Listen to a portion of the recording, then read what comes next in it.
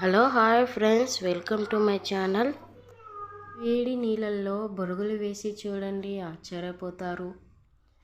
ఇలా ఒకసారి ట్రై చేసి చూడండి, ఎలా ఉందో. నచ్చితే కామెంట్ చేయండి ప్లీజ్. ఫ్రెండ్స్, ఫస్ట్ టైం కనుక మన ఛానల్ని చూస్తున్నట్లయితే సబ్స్క్రైబ్ చేసుకొని పక్కన ఉన్న బెల్ ఐకాన్ని ప్రెస్ చేయండి. నేను చేసే రోజు నోటిఫికేషన్లు అందరికంటే ముందు మీకు రావడానికి. ఇలా మంచి మంచి టిప్స్తో అయితే మీ ముందుకు వచ్చాను. ఫస్ట్గా ఒక పేపర్ కానీ ఒక టిష్యూ పేపర్ కానీ తీసుకొని దానిలోకి కొంచెం పసుపు, కొన్ని మిరియాలు, ఒక 4-5 మిరియాలు, 2 చెక్క లవంగాలు తీసుకొని దీనిలోకి వేసేయండి. ఇది ఎందుకంటే అందరి ఇళ్ళల్లో కొన్ని సంవత్సరాల తరబడి బియ్యములను నిల్వ ఉంచుతూ ఉంటాము, బియ్యం తెచ్చుకొని. అలాంటప్పుడు బియ్యంకి పురుగులు పట్టడం అలాంటివి జరుగుతూ ఉంటాయి. అలా జరగకోకున్నట్ల ఈ విధంగా ఒక రబ్బర్ని వేసేసి ఎక్కడైతే బియ్యం ఎక్కువ చేసి పెట్టింటామో అలా ఎన్ని కావాలంటే అలా ఇన్ని టిష్యూ పేపర్లు కానీ పేపర్ కానీ తీసేసుకొని సంచుల్లో కూడా అన్నీ ఒక్కొక్క సంచుల్లో కూడా ఇలా వేసి పెట్టేసుకుంటే పురుగులు అనేది పట్టవు. నెక్స్ట్ సెకండ్ టిప్ అండి, కాయగూరలు కట్ చేసే చోట ఇలా ఈ విధంగా నల్లగా ఫంగస్ మాదిరిగా అయిపోయి ఉంటుంది. అలాంటప్పుడు ఎక్కువ వాష్ చేయడం వల్ల అది ఏమవుతుంది, క్లీన్ అనేది కాదు. అలానే దాని మీద స్మెల్ కూడా అలానే ఒక్కోసారి అలానే ఉంటుంది. ఇలా ఈ విధంగా నైస్ ఉప్పును తీసుకొని మొత్తం అప్లై చేసుకోవాలి. ఈ విధంగా అప్లై చేసుకొని ఇంట్లోనే యూజ్ చేసాం కదండి వంట సోడాను, కొంచెం వంట సోడాను కూడా వేసేసుకోండి.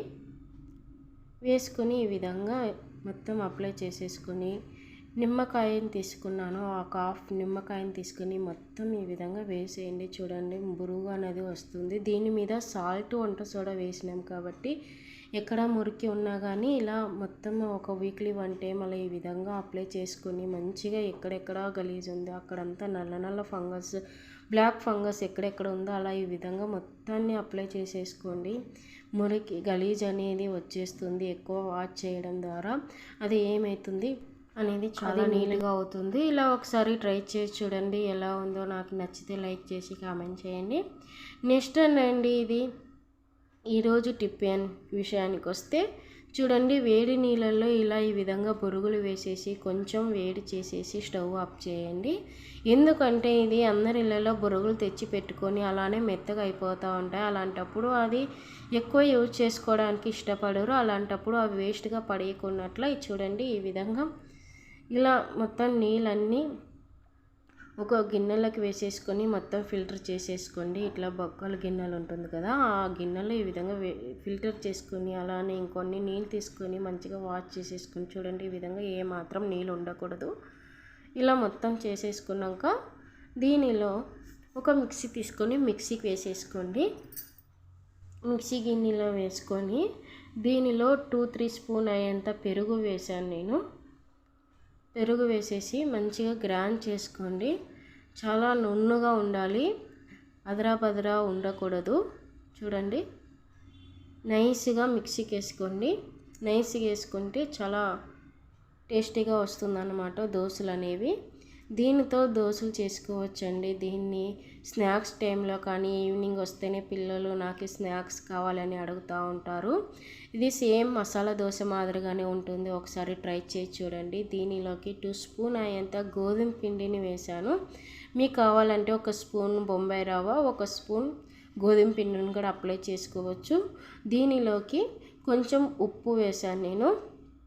ఉప్పు కొంచెమే వేసుకోవాలి, ఎందుకంటే బొరుగుల్లో ఉప్పు ఉంటుంది కాబట్టి కొంచెమే వేసుకోవాలి. చూడండి, ఈ విధంగా ఉప్పు వేసుకొని ఇంట్లో ఉండే కొంచెం వంట సోడాను వేసుకున్నాను, చిటికెడంతా వేసుకొని నెక్స్ట్ మొత్తం మంచిగా ఈ విధంగా అప్లై చేసుకోవాలి. బాగా గరిటెతో తిప్పుతూనే ఉండాలి.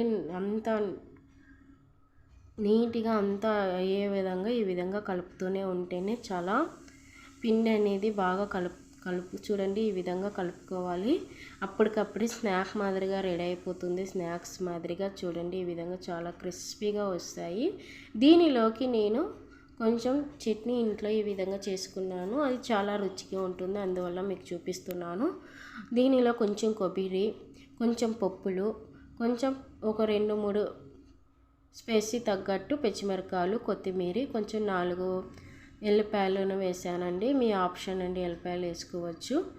లేదంటే లేదు. ఈ విధంగా చూడండి చట్నీ చాలా రుచిగా ఉంటుంది. దానిలోకి ఒకసారి ట్రై చేసి చూడండి. చూడండి పెన్నం వేడెక్కిన వెంటనే చూడండి వేడైనాక ఈ విధంగా దోశను వేసుకుంటున్నానండి. అప్పటికే రెడీ అయిపోతుంది. ఎక్కువ సమయం కూడా పట్టదు. ఈవినింగ్ టైంలోనే పిల్లలు మసాలా దోశ ఆ దోశ తినడానికి బయటికి వెళ్తూ ఉంటారు, అలానే తెప్పించుకుంటుంటారు. అలా కాకున్నట్లు ఇంట్లోనే చాలా హెల్తీగా ఇంట్లో ఉండే వస్తువులతోనే నేను చూపిస్తున్నాను. ఈ విధంగా చేసుకోండి. దీనిలో నెయ్యి కానీ నూనె కానీ వేసుకోవచ్చు. నేను ఇక్కడ నూనె వేసుకున్నాను. చూడండి చాలా స్పైసీగా వచ్చాయండి, చాలా రుచిగా ఉన్నాయి. ఒకసారి ట్రై చేసి చూడండి, ఎలా ఉందో కామెంట్ చేయండి. ప్లీజ్ అండి సబ్స్క్రైబ్ చేసుకోండి. ఎలా ఉందో నాకు లైక్ చేసి షేర్ చేయండి, ఫ్యామిలీ ఫ్రెండ్స్కి షేర్ చేయండి. ఈ విధంగా తయారు చేసుకొని ఒకసారి మీ పిల్లలకి పెట్టి చూడండి. మా పిల్లలు చాలా ఇష్టంగా తిన్నారు. చూడండి అండి ఈ విధంగా చేసుకోండి.